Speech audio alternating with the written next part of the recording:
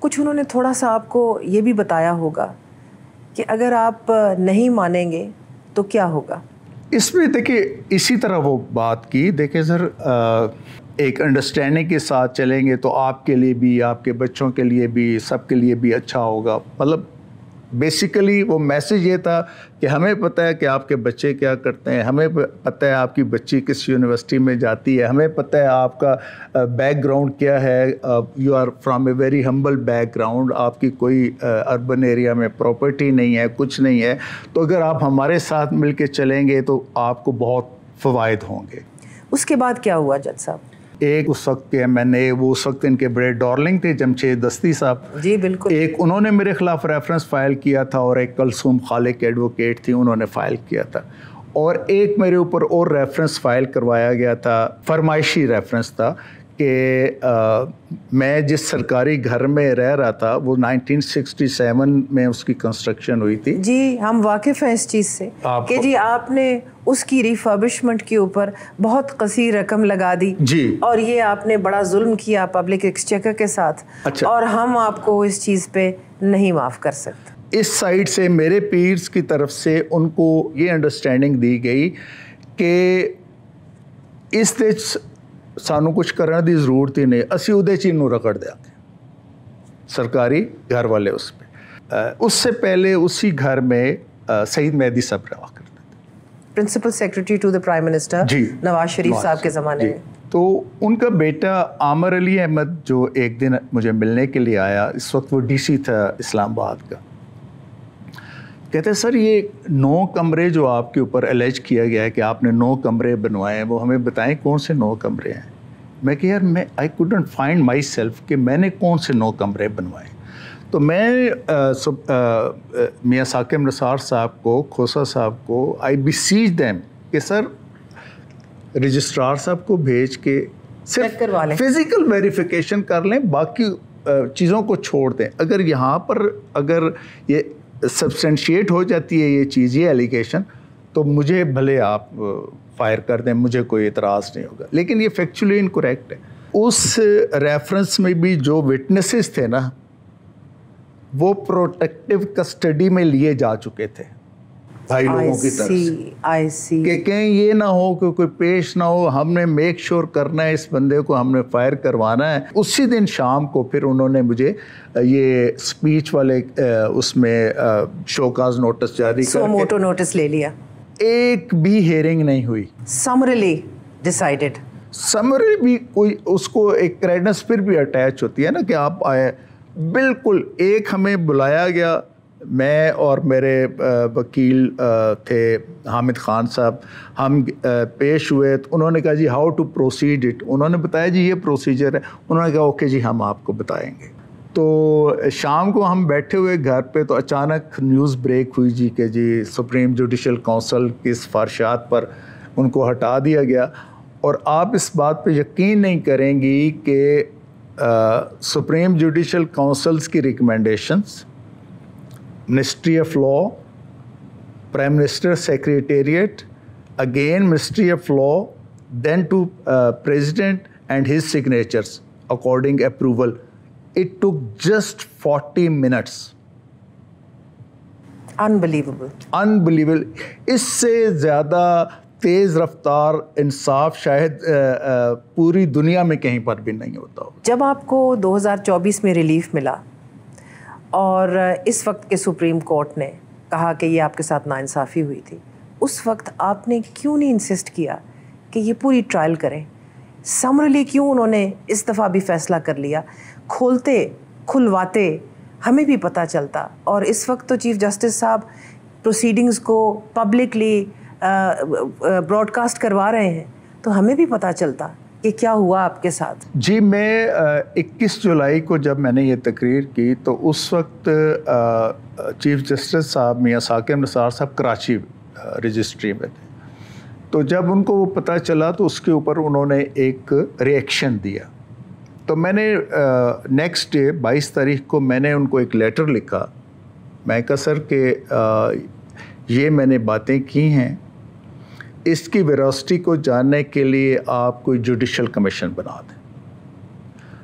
اور اگر میری یہ کہی ہوئی باتیں سچ ثابت ہوتی ہیں تو مجھے صرف یہ بتا دیں کہ جن لوگوں کے حوالے سے میں نے باتیں کی ہیں مین ان یونیفارم, آپ ان کا کیا کریں گے؟ اور اگر میری باتیں غلط ثابت ہوتی ہیں تو بھلے مجھے ڈی چوک میں آپ ٹانگ دیجیے, ٹانگ دیں. اس کا خیر کوئی انہوں نے جواب نہیں دیا.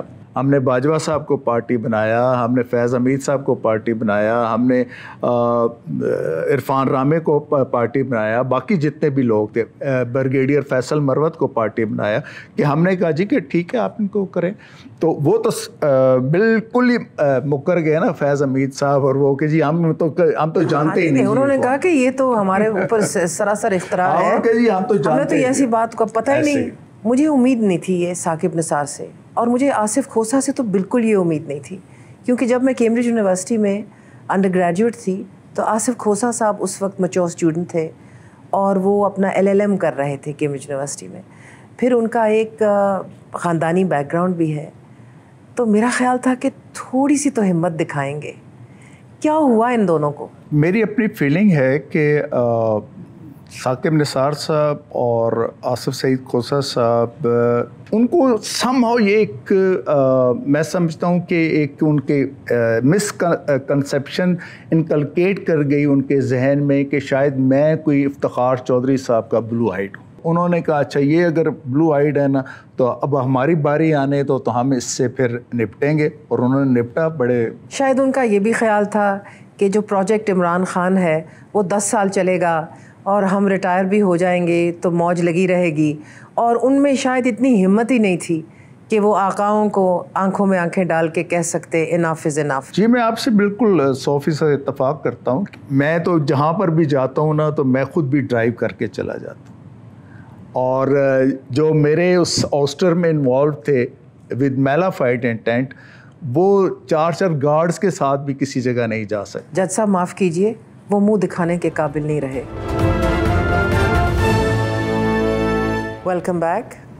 مجھے بتائیں واٹ واز مائی فالٹ؟ شاید آپ کا یہ قصور تھا کہ آپ نے ان کی ڈیم بلڈنگ فنڈ میں 10 لاکھ روپے عطیہ دیا تھا. Did you give Saqib Nisar 1 million؟ جی میں نے, اور یہ مجھے معلوم ہے کہ آپ کے لیے 1 ملین روپیہ نکالنا مشکل کام تھا. میں نے 1 مہینے کی پوری سیلری دی. جی جج صاحب اس کو فنڈ کو کیا بنی؟ بس وہ تو ظاہر ہے مجھ سے زیادہ آپ کو پتہ ہوگا. نہیں مجھے آپ بتائیے. بیسیکلی دیکھیں اربوں روپیہ اس میں شامل. میں تو دیکھیں میری انٹینٹ یہ تھی, اور میں نے اپنے پیرنٹس کے, کیونکہ ہم لوگ جس بھی جگہ پہ پہنچ جاتے ہیں نا جی, اس میں ہمارے پیرنٹس کا بڑا دخل ہو. جی بالکل. آپ یقین کریں کہ میں جب پنجاب یونیورسٹی میں پڑھنے کے لیے گیا تو میری والدہ مرحومہ سے میں نے کہا کہ ہم افورڈ نہیں کر سکتے وہاں پہ جا کے پڑھنا. تو انہوں نے کہا نہیں تم جاؤ, میں کر لوں گی, میں کروں گی کچھ. تو بس ٹھیک ہے کل تم جاؤ. تو میری والدہ کے ہاتھ پہ نا 2 کنگن ہوا کرتے تھے. تو نیکسٹ ڈے انہوں نے آ کے مجھے وہ پیسے دیے, اور ان کے کنگن نہیں تھے. تو میری ہم جو ہے نا جی اس طرح کے حالات میں سے گزر کے آئے ہوئے ہیں سارا سلسلہ. اور آپ یقین کریں کہ عرفان صدیقی صاحب نے مجھے ڈانٹا تھا کہ ایک کرندگی لوڑ سی تنو, کہ ہم ہمبل بیک گراؤنڈ کے لوگ ہیں, بڑی مشکل سے ہم کسی جگہ پہ پہنچتے ہیں, تمہیں ہیروئکس کرنے کی کیا ضرورت ہے. میں کہ میں ساری زندگی اس ریگریٹ کے ساتھ نہیں رہ سکتا. کہتے ہیں بس ٹھیک ہے, پھر ٹھیک کیا, اب جو کیا ہے اس پہ کھڑے ہو جائیں. بڑے فخر کی بات ہے الحمدللہ. اور یہ بھی فخر کی بات ہے کہ اتنی طویل پریکٹس کے باوجود, اسلام آباد ہائی کورٹ کی ججی کے باوجود, ان سب چیزوں کے باوجود آپ کے پاس اس وقت اربن پراپرٹی کوئی نہیں, اسلام آباد میں آپ کے پاس گھر نہیں, آپ ابھی بھی اپنے آبائی گاؤں میں رہتے ہیں جو اسلام آباد کے قریب ہے. اور مجھے یہ سن کے یقین مانیے اتنی خوشی ہوئی کہ آج بھی ایسے لوگ پاکستان میں ہیں. کتنے رہ گئے ہیں آپ جیسے؟ بس یہ ایک اللہ تعالیٰ کی طرف سے نا جی جو کنٹینٹمنٹ ہے نا, اس سے بڑی اس کی کوئی قیمت. ایک دفعہ مجھے بلایا گیا سپریم کورٹ میں, تو مجھے ایک جج صاحب کے چیمبر میں گیا, تو وہاں پہ اس وقت 6 سٹنگ جج صاحبان سپریم کورٹ کے بیٹھے ہوئے تھے, اور اس طرح کے ٹیبل پہ نا ایک سیکٹر کا نقشہ پڑا ہوا تھا. تو میں گیا تو مجھے کہا گیا کہ یار یہ اس طرح یہ ہم نے مارک کیے ہوئے ہیں, تو آپ چیئرمین CDO کو بلا کے نا کہیں کہ ہمارے یہ پوزیشن لیٹر جاری کریں. میں کہ سر میں نے تو نہیں کرا. تو ایک دم سب نے نا میری طرف دیکھا, چونک گئے, یہ کیا بات. تو میں کہ سر میں نے نہیں کہنا. کیوں؟ میں کہ سر بات یہ ہے کہ پورے پاکستان میں نا جتنے بھی مظلوم لوگ ہیں نا لیٹیگینٹ CDA کے, وہ میری کورٹ کی طرف امید کی نگاہ سے دیکھتے ہیں کہ یار یہ کورٹ ہے جہاں سے ہمیں بغیر کسی سفارش کے پیسے کے ریلیف مل سکتا ہے.